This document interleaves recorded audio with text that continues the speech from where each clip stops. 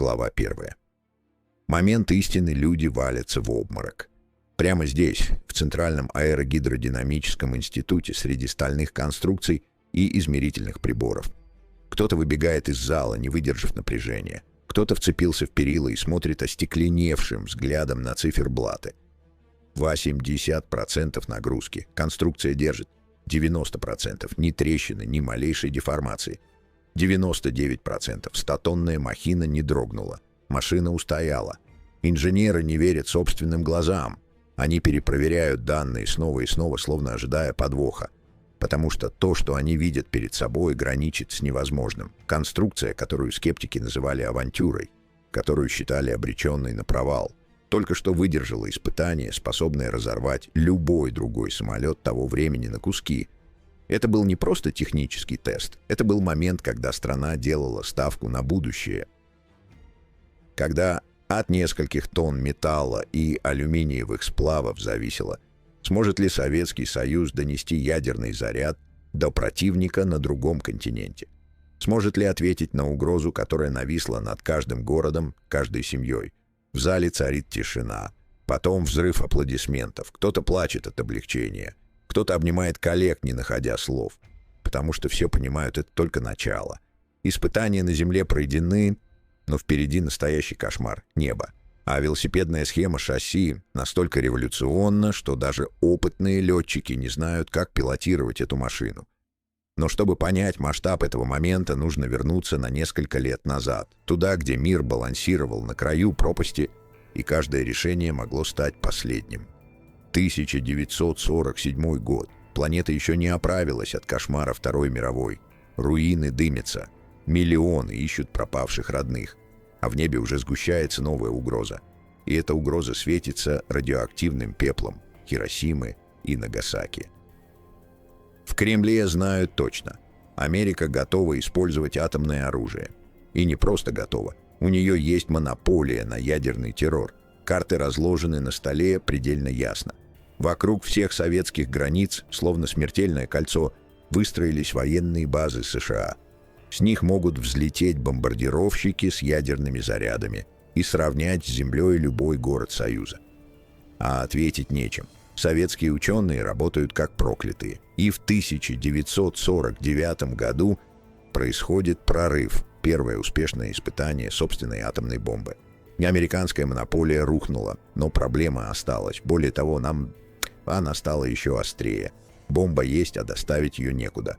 Самолеты, которыми располагает страна, способны долететь до США только в один конец. Это не стратегическое оружие. Это билет в один конец для экипажа, который даже теоретически не вернется домой. Нужен бомбардировщик нового типа, межконтинентальный, способный преодолеть десятки тысяч километров, сбросить груз и вернуться на базу. Задача кажется безумной. Ресурсов не хватает, технологий нет, время поджимает. Каждый день промедления — это день, когда страна остается беззащитной перед ядерным ударом. Конструкторские бюро получают задания. Амбиции зашкаливают, страх тоже. Потому что все понимают, либо они создадут машину, которая изменит баланс сил, либо страна так и останется заложником чужого ядерного кулака. Третьего варианта нет. И тогда на сцену выходит человек, который готов бросить вызов невозможному. Владимир Месищев приносит эскизы нового бомбардировщика. Бумаги ложатся на стол, и даже Иосиф Сталин, человек, не привыкший удивляться, застывает. Проект выглядит дерзко, слишком дерзко. Самолет, способный нести ядерный груз на межконтинентальную дальность, с характеристиками, которые кажутся фантастикой. Но не все разделяют энтузиазм. Андрей Туполев, легенда советского авиастроения, человек, создавший десятки машин, качает головой.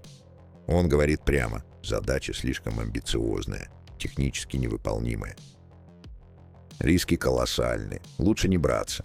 Сталин слушает, потом смотрит на Месищева и принимает решение. Пусть попробует, пусть докажет, что невозможное возможно. Для реализации проекта создается новое конструкторское бюро на базе завода в Филях.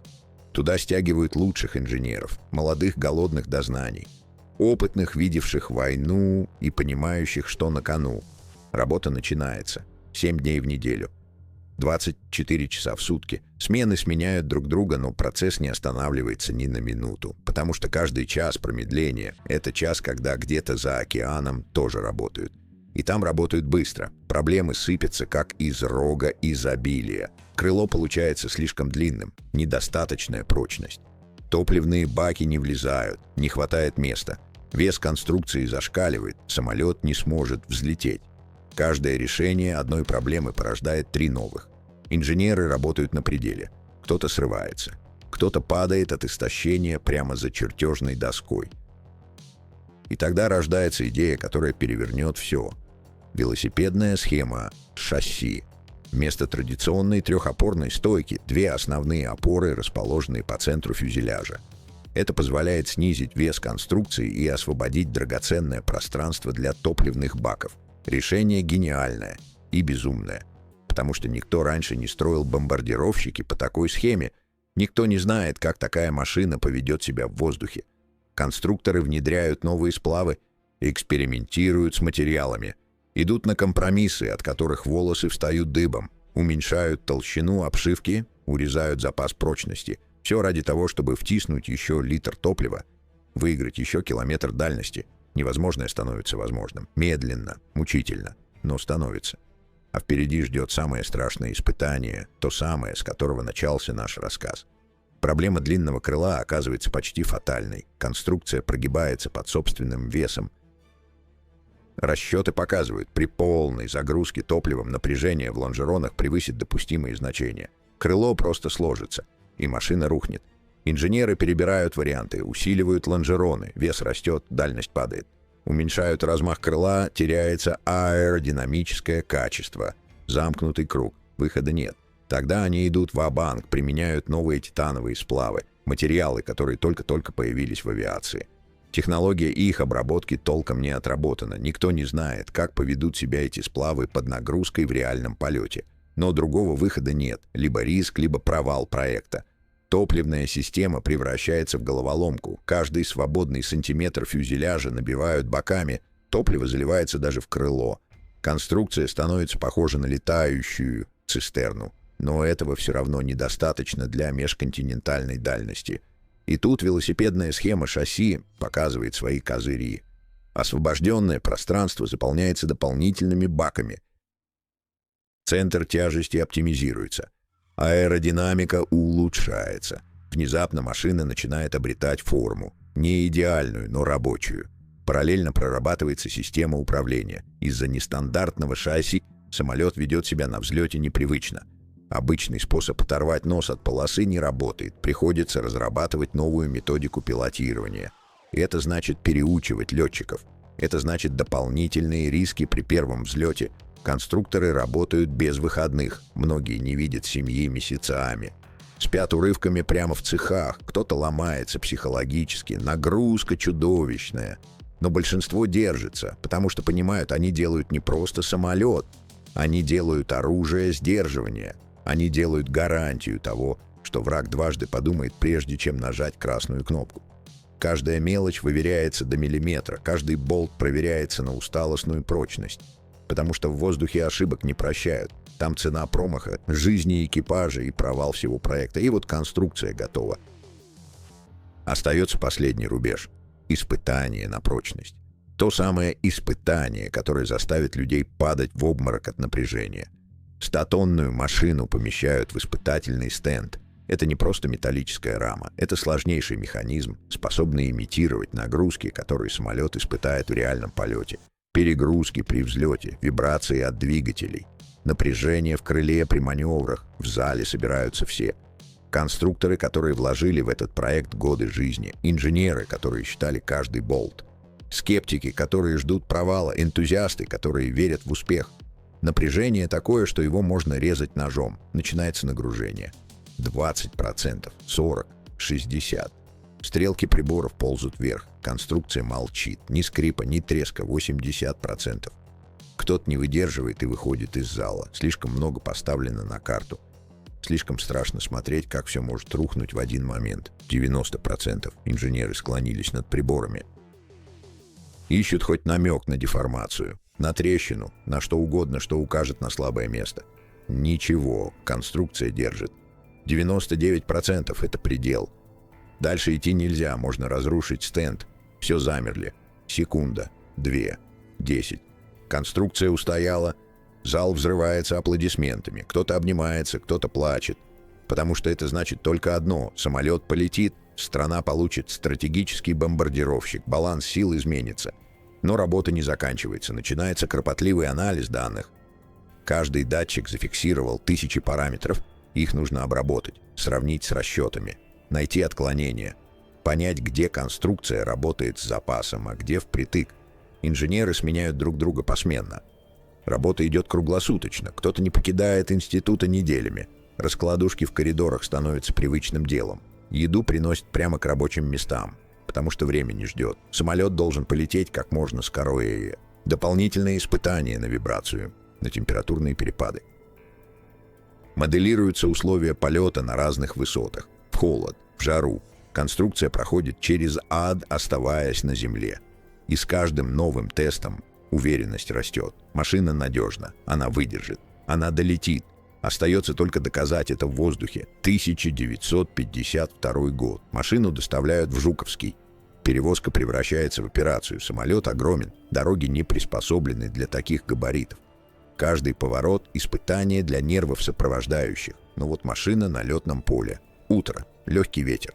Летчик-испытатель занимает место в кабине, он знает теорию. Прошел тренировки на тренажере, но теория — это одно, а реальность — совсем другое. Велосипедная схема шасси не позволяет оторвать нос от земли привычным движением штурвала. Самолет должен взлететь сам, когда наберет нужную скорость. Двигатели ревут, машина начинает разбег, скорость растет, полоса мелькает под колесами. Все, кто наблюдает за взлетом, затаили дыхание. Потому что если что-то пойдет не так, если расчеты окажутся неверными, 100-тонная махина превратится в груду металлолома на краю полосы. Скорость достигает критической отметки, и самолет взмывает в небо, плавно, уверенно, словно всегда умел летать. Летчик докладывает по радио. Машина управляема, все системы работают штатно. Небо принадлежит МС-4. Первый полет длится недолго. Это облет. Проверка базовых параметров. Но даже эти минуты доказывают главное. Машина полетела. Невозможное стало реальностью. Государственные испытания идут один за другим. Самолет проверяют на максимальной дальности, на предельной высоте, с полной боевой нагрузкой. Машина проходит все тесты. Где-то с запасом, где-то впритык, но проходит. И вот МС-4 официально принимают на вооружение. Да это поворотный момент. Советский Союз получает инструмент ядерного сдерживания. Теперь можно ответить на угрозу, теперь баланс сил уравнен. Самолет становится символом. Инженеры, работавшие над проектом, получают награды. Их фотографии попадают в газеты. Страна гордится, потому что это не просто техническое достижение. Это доказательство того, что мы можем все, если захотим. Но мир не стоит на месте. За океаном тоже работают. И начинается новая гонка. 50-е годы становятся эпохой бомбардировочной авиации. Америка выкатывает свои козыри. Би-52 — тяжелый стратегический бомбардировщик, способный нести ядерные заряды через океан. Конвер Би-58 — первый в мире сверхзвуковой бомбардировщик. Красивый, быстрый, смертоносный. Советские конструкторы понимают, останавливаться нельзя. МС-4 — это прорыв, но не финал. Машина хороша, но дальность недостаточна. Скорость уступает новым американским разработкам, нужна модернизация. Конструкторское бюро Мясищева берется за работу. Задача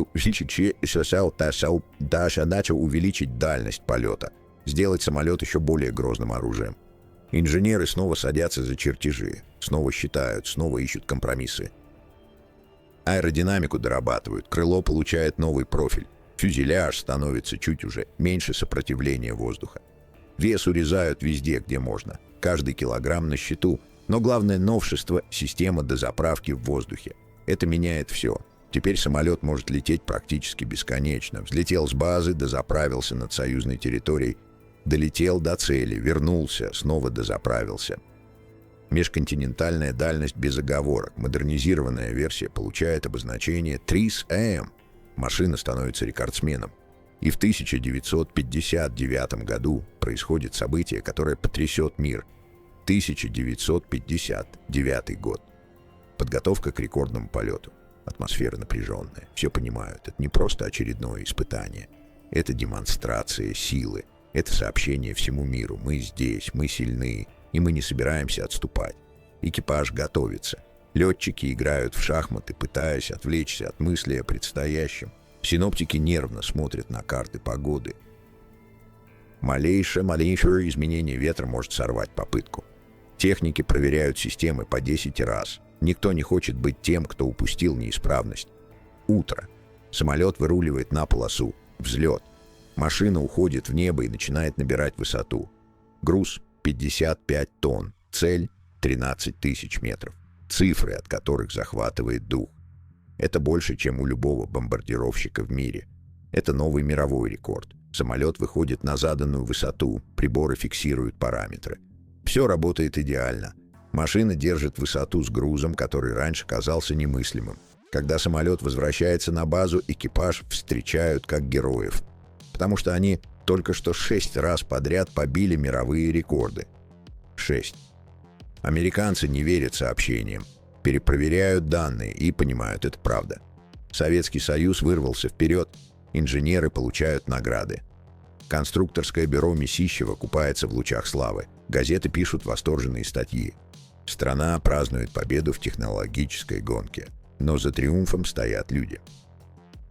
Их усилия, их жертвы, их вера в то, что невозможное возможно. МС-4 и его модификации остаются на вооружении более 40 лет. Это не просто самолет, это часть истории, часть холодной войны. Машина, которая держала баланс сил и не давала миру скатиться в ядерную катастрофу.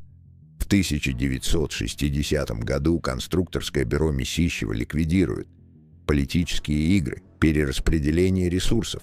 Но наследие остается. Технологии, разработанные для МС-4, ложатся в основу множества последующих проектов, военных и гражданских.